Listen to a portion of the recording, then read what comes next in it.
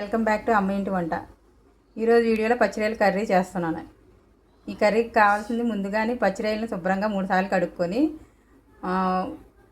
పసుపు వేసుకొని బాగా ఫ్రై చేసుకొని పక్కన పెట్టుకోవాలండి. తర్వాత స్టవ్ వెలిగించుకొని ఒక గిన్నె పెట్టుకొని అందులోని ఒక 4 టేబుల్ స్పూన్ ఆయిల్ వేసుకుని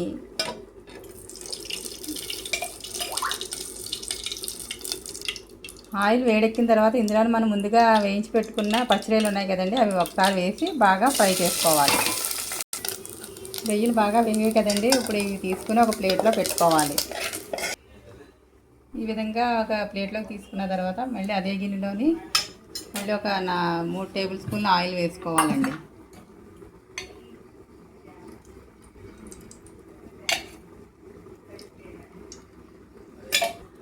ఆయిల్ వేడెక్కిన తర్వాత ఇందులోని ఉల్లిపాయలు వేసుకోవాలండి.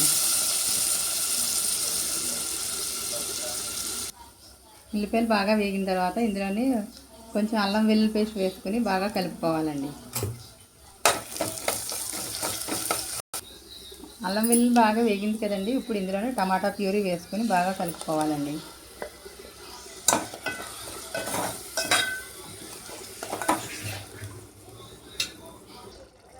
టమాటా వేగింది కదండి, ఇప్పుడు ఇందులోని 1/2 టీ స్పూన్ పసుపు, ఒక 2 టేబుల్ స్పూన్ల కారం,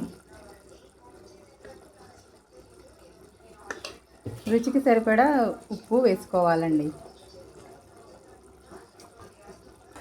బాగా కలుపుకోవాలండి. ఇప్పుడు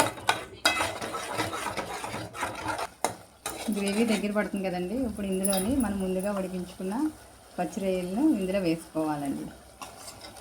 వేసుకుని బాగా కలుపుకొని ఒక 10 నిమిషాలు మూత పెట్టుకొని ఉడికించుకోవాలి. గ్రేవీ బాగా దగ్గర పడింది కదండి, ఇప్పుడు ఇందులోని కొంచెం వాటర్ వేసుకోవాలి. వాటర్ వేసుకొని బాగా కలుపుకొని మూత పెట్టి ఉడికించుకోవాలండి.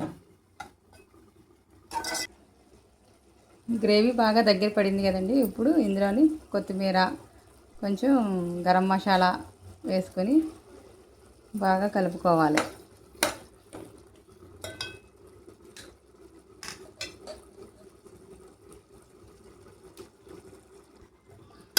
అంతేనండి, రొయ్యల కర్రీ రెడీ.